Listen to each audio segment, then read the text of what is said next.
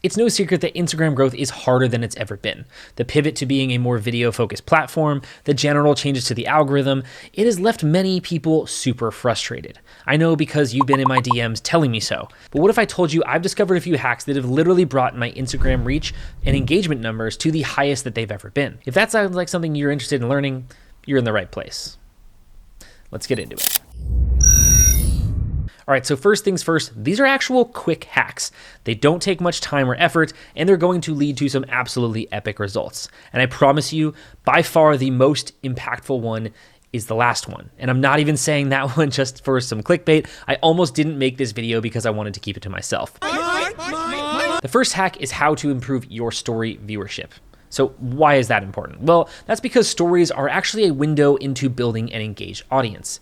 It's the easiest way to start a one-on-one conversation with your followers and build a meaningful relationship and superfans. Not only that, but people who have conversations with you are actually much more likely to see your posts. So how do we do it? Well, the easiest way to get story views is actually quite simple. On the first story that you post of the day, you need to give your followers something to interact with, whether it's a poll, a sticker, one of those question box, or one of those little slider things, or best yet, give your viewers a reason to respond with a message. When your viewers are interacting with your stories, that tells Instagram that it's an interesting story, and it therefore bumps it up in the story queue algorithm. Yes, there is a story algorithm. This not only improves the viewership of that story, but then all of the successive stories beyond the first slide. So what I like to do is prompt my users by using a question from a poll. This is usually a really simple question that I often already know the answer to, or I offer them two choices and see what they want to see from me next. And this brings me to our second hack. Hack number 2 is to reshare your reels to your stories. Believe it or not, story views actually do count towards your reel views. So imagine we just prompted our story viewers to interact with our story, then we hit them with the reel. This is best done if we can relate the two together. So let's look at an example. Here I shared an interesting long exposure photo and asked my audience if they wanted to see how it was made. Of course, I already know the answer. 90% of people said yes, and then that had over 3,000 people view that story. Next, we hit them with the behind the scenes reel of how I created that image. Now, here's a really important thing to remember with this. I am not telling you to cover the reel with a photo or a sticker that makes them actually go to reels to see it. They don't want to watch reels right now. They want to look at stories. So we want to minimize the friction for our followers whenever possible. Instead, meet them where they are, give them the content there, and give them a reason to go to the reel if they want to see more info, if they're interested. So in my example, I also left some text that let them know there's more info available in the caption of the reel. Okay, hack 3, the granddaddy of them all.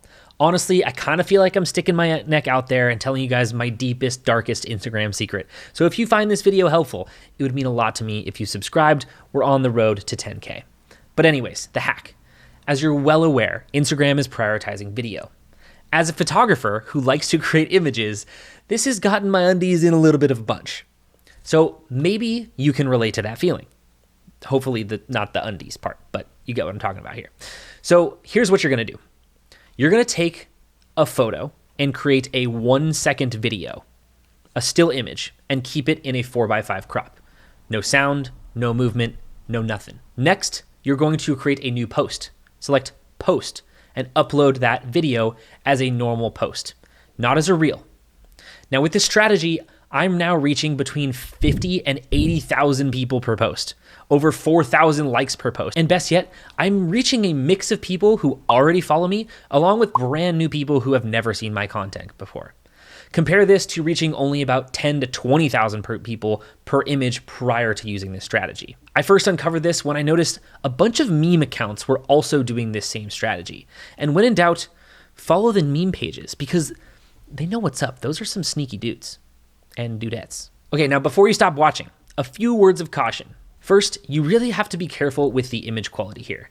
If you just screen record your photo, it's going to look like pixelated doo-doo. So what I've done is I've started adding a little bit of extra sharpening to the image prior to exporting for these type of video posts. I've experimented with a few workflows, and what I've found best so far is to use CapCut on mobile. You could also use Premiere, DaVinci Resolve, or Final Cut or something like that, but in CapCut, you want to upload the photo, and at the top right, change your resolution to 4K 24 frames per second, and export. Now, if you don't have the paid version of CapCut, you might have to delete the little end of the clip that says the CapCut logo, but that should be pretty quick and easy for you. And if you all have figured out a better way to do this for improved quality, please let us know in the comments below. Now, the second word of caution, I have heard from a few people that I've spoken to that uploading these short little 1-second videos automatically converts them into Reels. They get a little notification about it.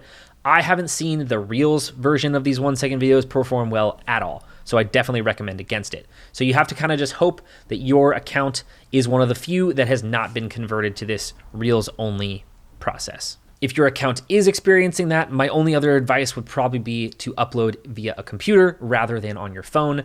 That also does seem to help sometimes for some people with the quality as well. Now, if you've tested any of this out and you have any form of success, please let me know in the comments, shoot me a DM. I would love to hear your success stories.